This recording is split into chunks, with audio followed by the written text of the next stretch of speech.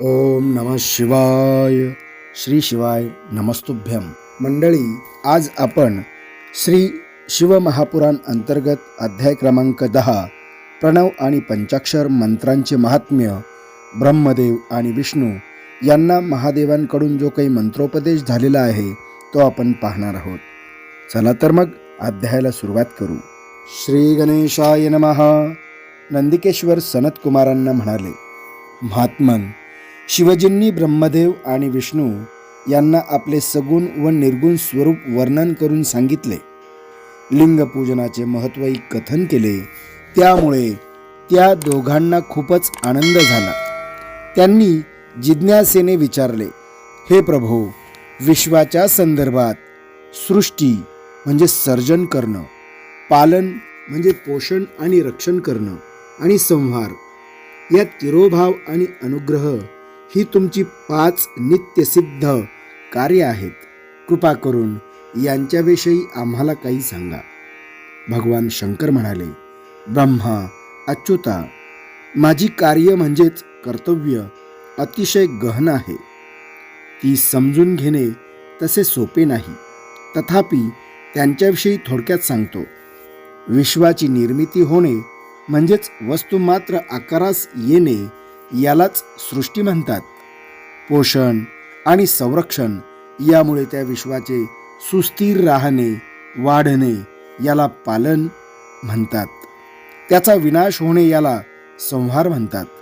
प्राण्यांचे उत्क्रमण यालाच तिरोभाव म्हणतात. आणि या संसारातून सुटका होणे हाच माझा अनुग्रह आहे. माझा अनुग्रह होणे म्हणजे मोक्ष मिळणे. माझी सृष्टी आधी 4 कर्मे विश्वाचा विस्तार करणारी आहेत. अनुग्रह हा माझ्यातच स्थित असतो. मोक्ष मिळणे याचा अर्थ मत्स्वरूप होणे. माझे भक्त या कार्यांना पंचमहाभूतांमध्ये पाहतात. ते पृथ्वीमध्ये सर्जन, जलामध्ये स्थिती, अग्नीमध्ये संहार, वायूमध्ये तिरोभाव आणि आकाशात अनुग्रहाचे दर्शन करतात.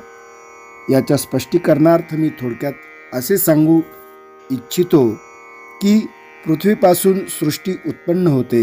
जलामुळे त्या सृष्टीची वृद्धी होते. अग्नी सर्वांना जाळून टाकतो, नष्ट करतो. वायू सर्वांना एका स्थानावरून दुसऱ्या स्थानी घेऊन जातो. आणि आकाशाद्वारे सर्वांवर अनुग्रह होतो. विद्वानांनी माझ्या कार्यांचे स्वरूप या पंचमहाभूतांमध्ये पाहावे. ही पंचकर्मे करण्यासाठीच मी 5 मुखे धारण केली आहेत. त्यापैकी 4 मुखे 4 दिशांना आहेत आणि 5वे मुख मध्यभागी आहे. हे पुत्रांनो, तुम्ही दोघांनी प्रदीर्घ तपश्चर्या करून मला प्रसन्न करून घेतले आहे. त्यामुळे मी तुम्हाला क्रमशः सृष्टी निर्मितीचे आणि तिच्या पालनपोषणाचे अधिकार दिले. अशाच प्रकारे माझे विभूती स्वरूप असलेले रुद्र आणि महेश्वर या दोघांनी माझ्याकडून अनुक्रमे संहार व तिरोभाव ही 2 कार्य प्राप्त करून घेतली आहेत. पण मोक्षाचा अधिकार मी कोणालाही दिलेला नाही, कारण मी स्वतः मोक्ष स्वरूप आहे. रुद्र आणि महेश्वर आपल्या कर्मांना कधीच विसरले नाहीत. आपण जे कार्य करतो त्याची मूळ प्रेरणा भगवान शंकरांकडूनच प्राप्त झालेली आहे. याचे त्यांना नित्य स्मरण आहे. म्हणून मी त्यांना मत स्वरूप केले. त्यामुळे त्यांचे रूप, वेश, कृत्य, आसन, वाहन, आयुधे या सर्व गोष्टी माझ्यासारख्याच आहेत. तुमच्याकडून असे घडले नाही. तुम्ही माझ्या ज्ञानापासून विमुख झालात. तुम्ही करत असलेली कार्य ही तुम्हाला माझ्या कृपा प्रसादाने प्राप्त झाली आहेत, हे तुम्ही विसरलात.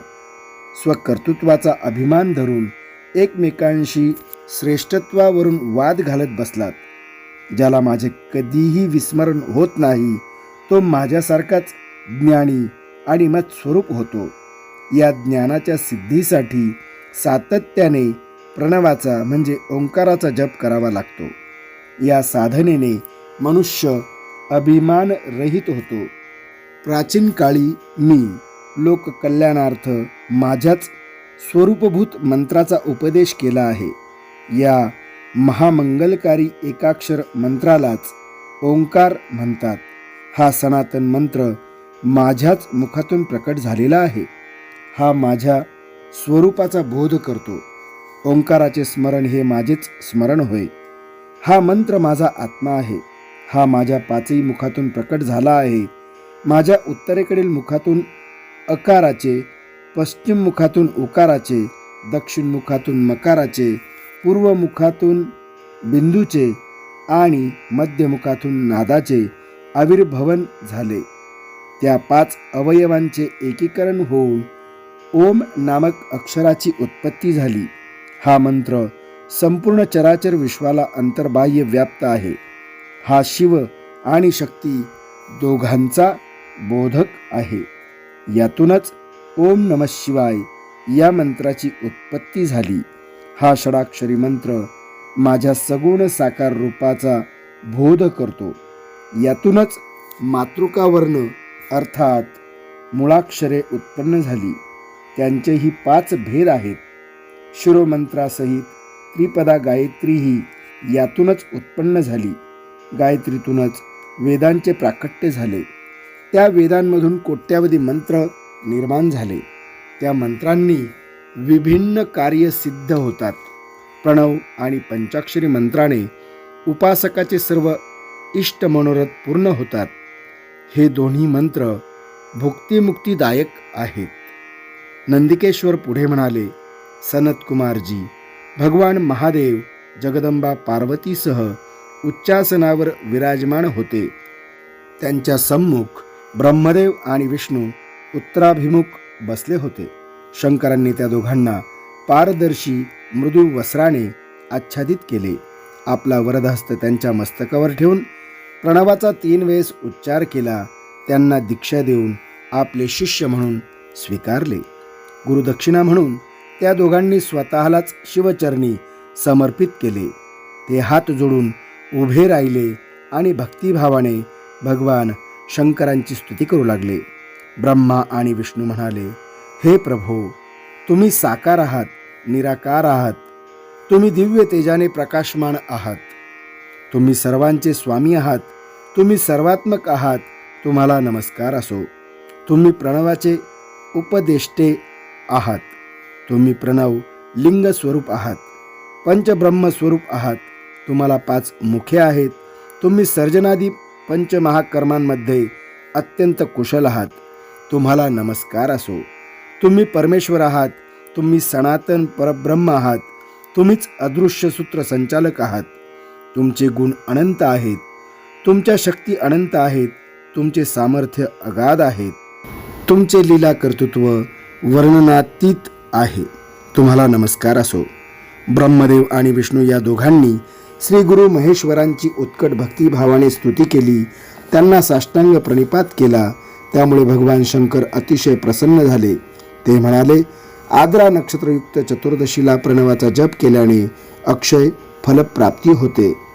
सूर्य संक्रांतीने युक्त महाआद्रा नक्षत्रात प्रणवाचा एखादा केलेला उच्चार कोट्यावधी जपसंख्येचे पुण्य फल देतो. मृगशिरा नक्षत्राचा अंतिम भाग तसेच पुनर्वसु नक्षत्राचा सुरुवातीचा भाग पूजा, होम, तर्पणादी कृत्यांसाठी अत्यंत उपयुक्त असतो. या सत्कर्मांचे पुण्यफळ आद्रा नक्षत्रातील सत्कर्मांच्या पुण्यफला इतकेच असते. प्रातःकाळी आणि माध्यान्हीपूर्वी माझ्या लिंगाचे दर्शन घ्यावे. माझे दर्शन आणि पूजन यासाठी चतुर्दशी ही उत्तम तिथी आहे. पूजा करणाऱ्यांसाठी माझी मूर्ती किंवा लिंग समानच आहेत. तथापि लिंगाचे पूजन करणे केव्हाही श्रेयस्कर होय. ज्यांना मोक्षाची इच्छा आहे त्यांनी लिंगाचेच पूजन करावे. लिंगाचे प्रणव मंत्राने आणि मूर्तीचे पंचाक्षरी मंत्राने पूजन करावे. ज्यांना शक्य आहे त्यांनी शिवलिंगाची स्वतः स्थापना करावी. ज्यांना शक्य नाही त्यांनी ती दुसऱ्यांकडून करून घ्यावी. त्या लिंगाची उत्तम द्रव्यमय उपचारांनी मनपूर्वक पूजा करावी. त्यामुळे माझ्या पदाची सुलभतेने प्राप्ती होते. अशा प्रकारे ब्रह्मदेव आणि विष्णू या दोघांना प्रणव दीक्षा देऊन आणि उत्तम सदुपदेश करून भगवान शंकर पार्वतीसह अंतर्धान पावले. मंडळी, आज आपण या ठिकाणी 10वा अध्याय ऐकला आहे. मंडळी, आपण येत्या भागात 11वा अध्याय उद्या श्रवण करणार आहोत. मंडळी, आजच्या करता एवढंच. पुन्हा भेटू. तोपर्यंत शुभम भवतु. श्री शिवार्पणमस्तु.